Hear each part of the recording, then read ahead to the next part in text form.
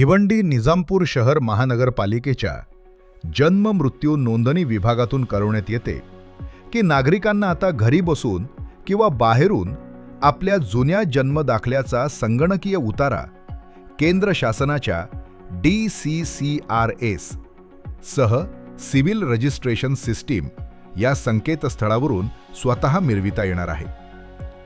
सदर संकेतस्थळावर उपलब्ध झालेल्या जन्म दाखल्याच्या आधारे आवश्यक माहिती भरून अर्ज करता येईल। त्यामुळे नागरिकांना कमी वेळेत व रांगेत न उभे राहता जन्म दाखले प्राप्त करता येतील। तसेच जुन्या संगणकीय जन्म दाखल्याचे नूतनीकरणही करून घेता येईल। तपशीलवार माहिती पुढील व्हिडिओमध्ये देण्यात आली आहे। नागरिकांनी याची नोंद घ्यावी व ही माहिती जास्तीत जास्त लोकांपर्यंत पोहोचवावी म्हणून हा व्हिडिओ शेअर करावा।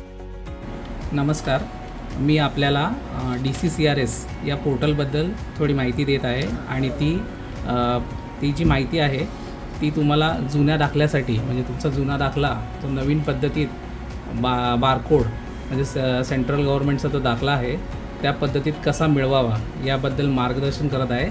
सगळ्यात पहिले तुम्ही जनरल पब्लिक या लॉगिनवर जायचं आहे।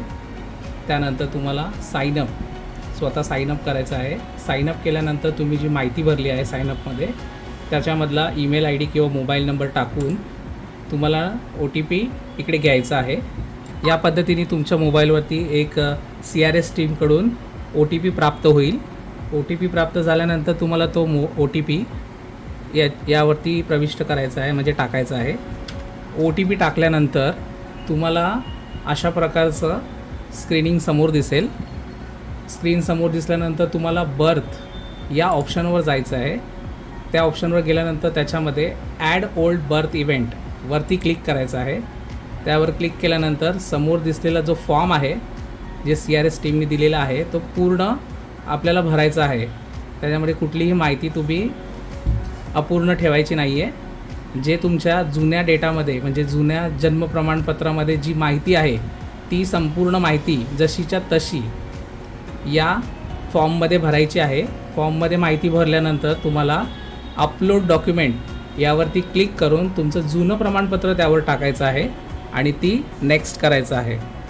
नेक्स्ट केल्यानंतर भरलेली माहिती आहे ती तुमच्या समोर येईल। ती माहिती तुम्ही चेक करायची आहे आणि ती सबमिट करायची आहे। एक त्याच्यासाठी सूचना तुम्हाला देतो की तुमचं जे जुनं सर्टिफिकेट आहे तेच तुम्हाला सेम टू सेम अपलोड करायचं आहे। त्याच्यामध्ये काहीही कुठल्याही प्रकारचं एक्स्ट्रा काही वाक्य टाकायचे नाही आहे। जे तुमच्या जुन्या प्रमाणपत्रामध्ये जी माहिती दिली गेलेली आहे उदाहरणार्थ रजिस्टर नंबर, रजिस्ट्रेशन डेट हे जसेचे तसे तुमच्या जुन्या प्रमाणपत्रावर आहे जन्म प्रमाणपत्रावर तेच तिथे समाविष्ट करायचं आहे।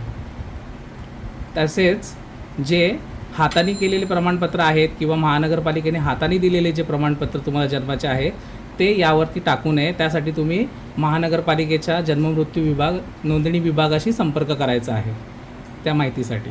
धन्यवाद, थँक्यू।